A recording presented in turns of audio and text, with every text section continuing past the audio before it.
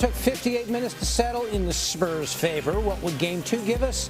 Spurs and Thunder back at it in OKC.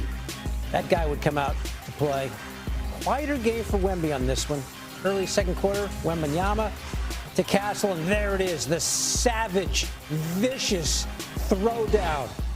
Castle 6'6", giving up a half a foot on Isaiah Hartenstein.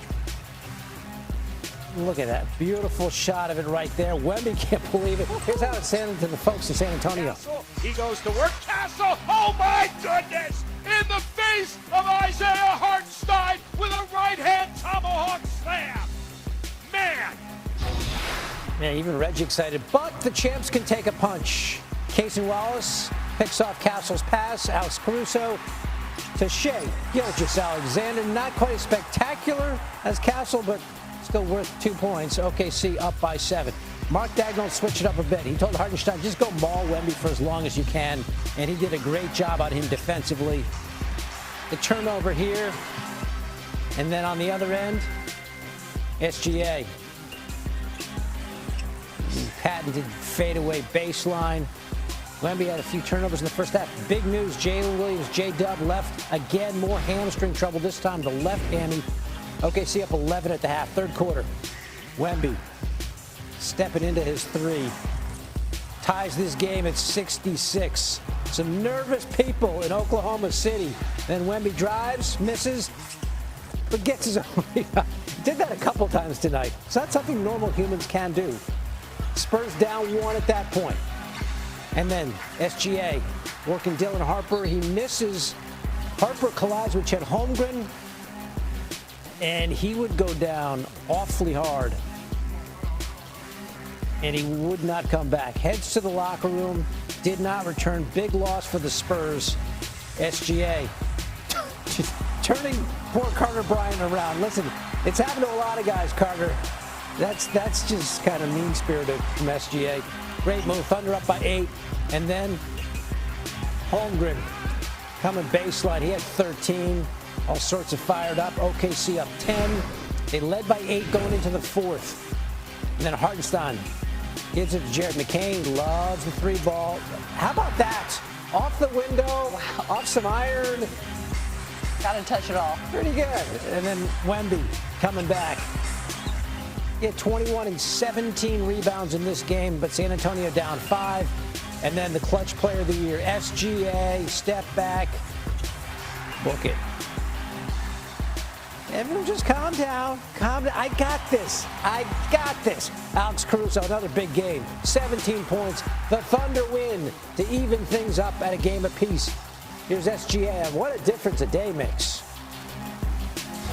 Best brand partnership for Nightcap Outside and Row. Best podcast. Best athletes podcast. Best use of live video. The link is pinned in the chat. Guys, go support Nightcap Crew, Ocho, and ISO. We can't thank you enough. All of this is possible, again, thanks to you. Well, one. That's what we have, guys. Headed back to San Antonio. 122 to 113. Stephon Castle has the most turnovers over any 2-game stretch in NBA postseason history. He has 20. We know how James Harden has turned the ball over in his playoff career. At no 2 games in James Harden's NBA career has he had this many turnovers in 2 consecutive games.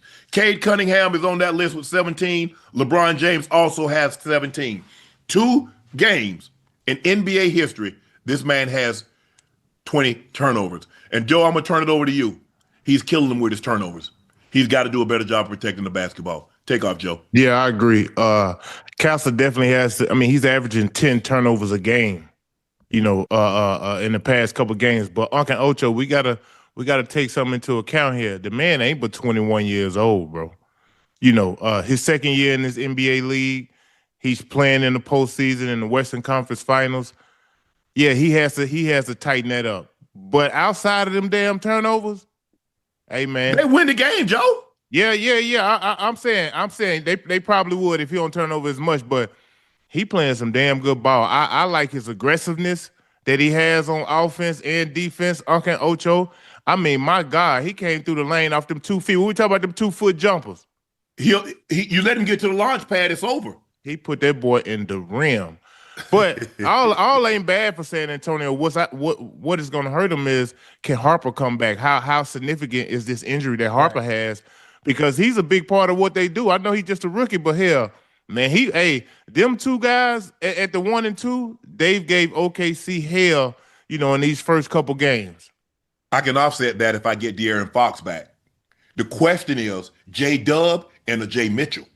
Yeah, that is going to be the issue, Joe, because you saw J-Dub got ice on the back. That ain't a good sign. I think he done. You saw a J Mitchell go out of the ball game. Now they're already thin, so now you dig deeper into your bench. If you get De'Aaron Fox back, you says, okay, I'm cool. I can weather the storm.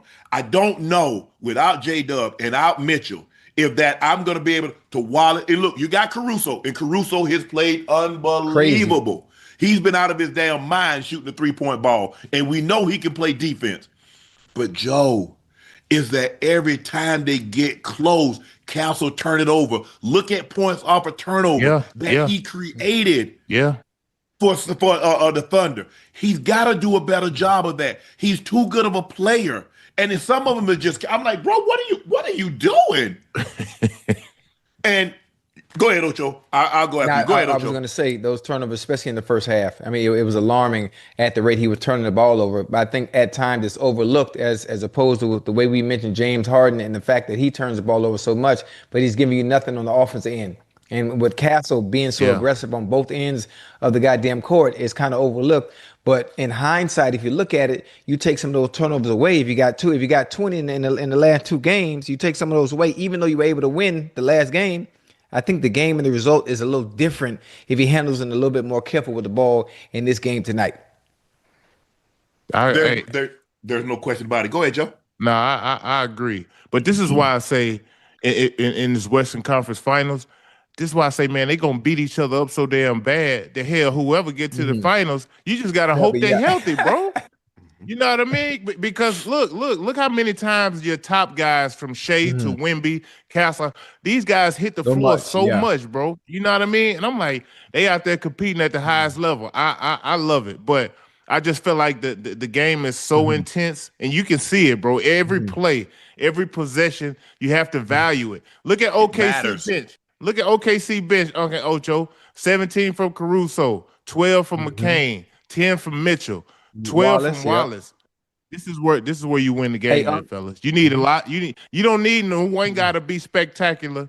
You just need a bunch of guys to chip in and some way somehow try to get a win. But I thought the Thunder were a more desperate team tonight. You can see it from the jump. Hey, when you think about this game, right? The way these boys playing, really aggressive. Everybody on the goddamn floor, they scrambling for every ball. They crashing the boards like crazy, like they life depending on. What is the best boxing match you've ever seen in life? The best.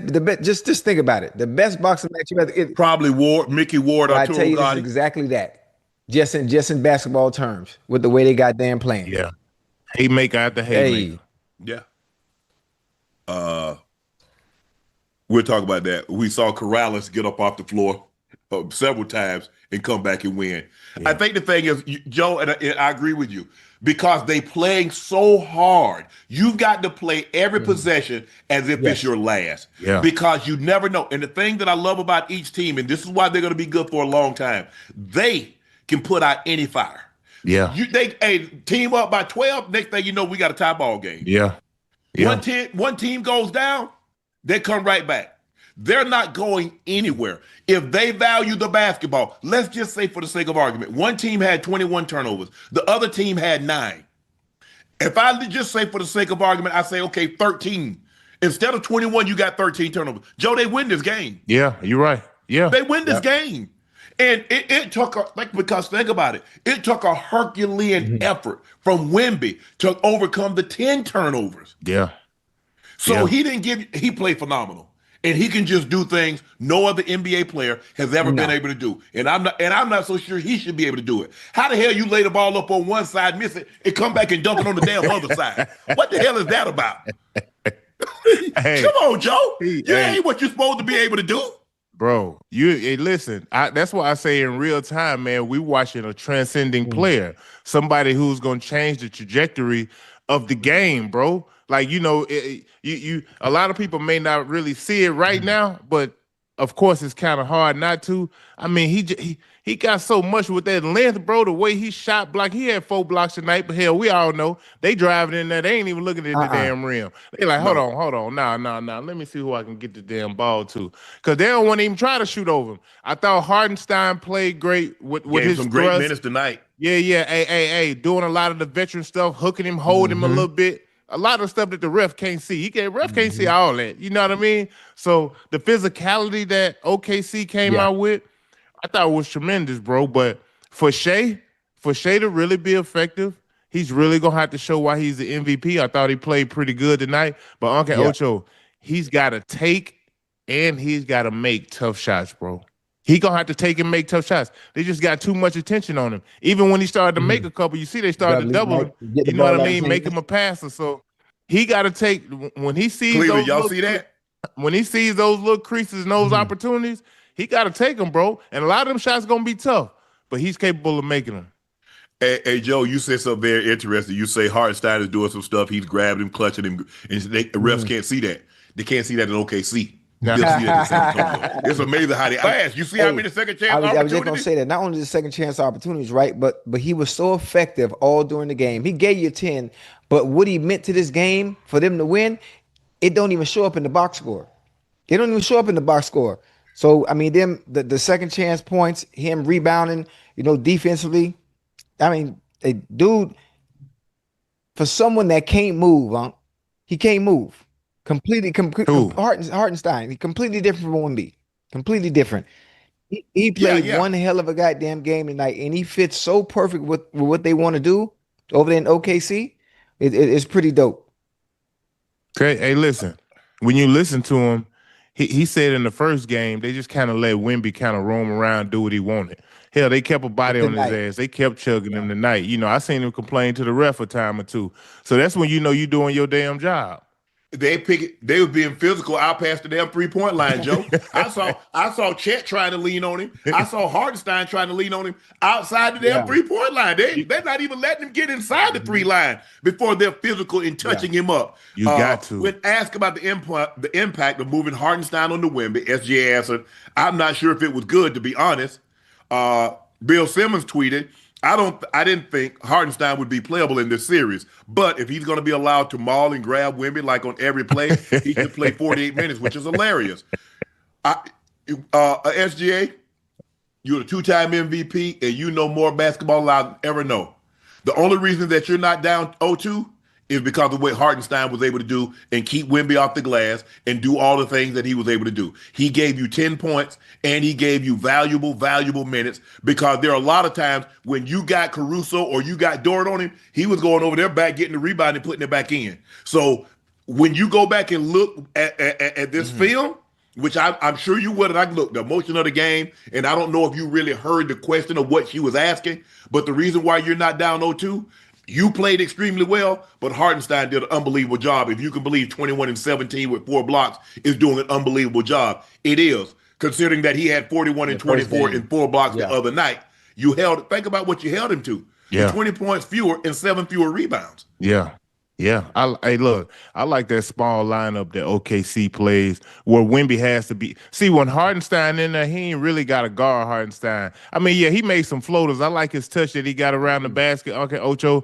But for the most part, he's still able to kind of linger around and be that free safety, you know what I mean, to where I could just kind of seek everybody out. But when you put Caruso in and they had to stretch that floor and he got to guard a shooter, the game changes tremendously, bro. But like you say, you have to do your work early with Wemby, bro. Like I'm talking about catch him chugging, make him fight you all the way down to that low block. Because, see, from 10 feet and in, it's always going to be his advantage. But if you catch him 20, 17 feet outside, man, you got a great chance. You just got to hope he missed. But you let him catch it within 10 feet of that basket, shit, your ass in trouble. Well, the problem is, they're going to set all this stuff that they were doing that they didn't call tonight. Yeah. They're going to turn that into the league, Joe. The officials in the next game, the NBA is going to tell them to be watching this. Yeah. Yeah. And so the question is, if they call it, now it's going to be a different ball game. Plus, he's able to set more solid screens than Chet. Chet played okay tonight. They did a great job, and Chet got a couple of points late in the ball game that kept him in front. But I thought the turnovers, because they were down one, and then all of a sudden they go 2-3 turnovers back to back, and they'd hit back to back threes. It wasn't like a 3 and a 2. They'd hit back to back threes and stretch it and make it a 3-possession game. And give OKC credit, because now you see why they have the league's 2-time MVP. You see why they're going for a back-to-back title, because they didn't flinch at adversity. Had a big old lead. Next thing you know, they cut that thing down in the blink of an eye. Yeah. The Spurs were right back in the hip pocket. The funny thing pocket. about it too, Unc, is obviously basketball is a game of runs, and you see the Spurs being able to get back into the game even when the goddamn Thunder had a goddamn lead, Unc. Look at the goddamn the turnover difference. 21-9. Yeah. 21-9, and you're still making runs. That's the game. You're still making runs to get back in the game. Just imagine if you were able to protect the ball. And look, Ocho, and your point guard had 9-10 of them damn turnovers. That's crazy. You know what I mean? Mm-hmm. But hey, look, San Antonio obviously watching film. Castle has to watch the film because he has to be better in taking care of their rock, because that could be the difference in them being up 2-0 versus the series being 1-1. Hey, Joe, you know what's funny too? Now that I think about it, how do you, as a coach, obviously you play the game. I know you're not a coach in the NBA, but you would have a better understanding based on experience when you have a player like Castle that is as good as he is, offensively and defensively, and you love his aggression and what he brings to the game. How do you have a conversation with him about turning the ball over without taking away that edge that he has and he brings to the game? Well, that's kind of hard, Uncle Ocho, because he's such a young player, 21 years old, his second year in the league. You're putting a lot on him to being your primary ball handler.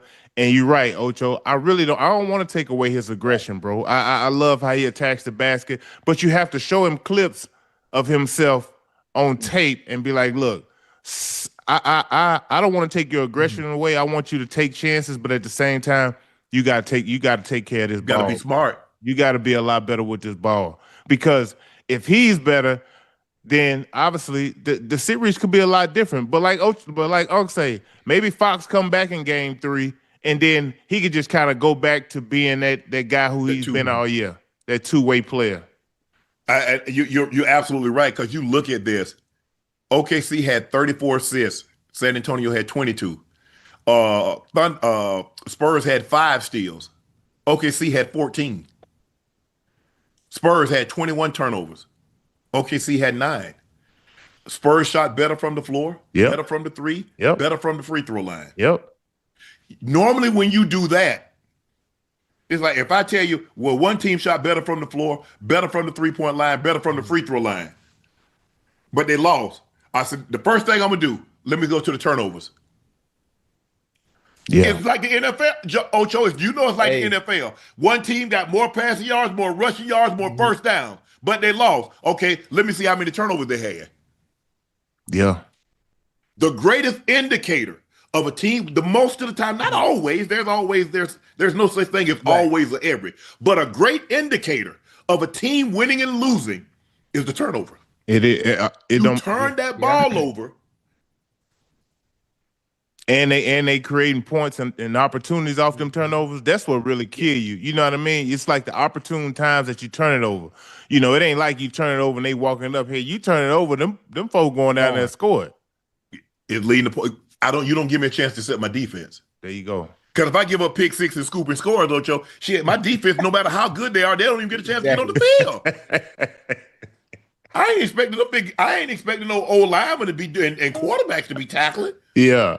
Yeah. And so I think that is the biggest difference in the game. If they get Fox back, they get a guy that is a true point, that can handle the rock, that is accustomed to handling rock. We put a lot of pressure on a second-year player. Yes, he won Rookie of the Year, but we're asking a lot. Normally, we don't put that kind of pressure unless it's Magic Johnson. Yeah. You know what I'm saying? That's normally, especially in situations like this. I'm trying to think. Have we ever had a second-year guy? I mean, go this far? I don't know. I can't think off the top of my head other than Magic Johnson. I'm sure there have been some series where first or second year guy, but I don't really recall off the top of my head. Me And neither. so we're asking a guy. We put him in a situation that he's not used to being in, especially a pressurized situation like this. Yeah. They're different. Yeah, man. Well, Fox was out in the regular season. Boy, the regular season of football and basketball and baseball and sports are entirely different than them playoffs. Hello. I hate to be the bearer of bad news, but if you think it's the same, if you think the intensity level is the same, if you think a player's nerves are the same, you're sadly mistaken. You're right. And guys know it. I got one thing. I don't know if What's that? people's intentions or how they feel about playoff and regular season basketball, but that goddamn Caruso, Joe. He's stepping up, Joe. Joe, He's stepping up. man, the man was fighting. We said he wasn't gonna make 8 more threes, Joe. He made 5. Damn. Young bull is so efficient, man. And then he not only that, he gonna shoot your lights out. Then he gonna get in your face.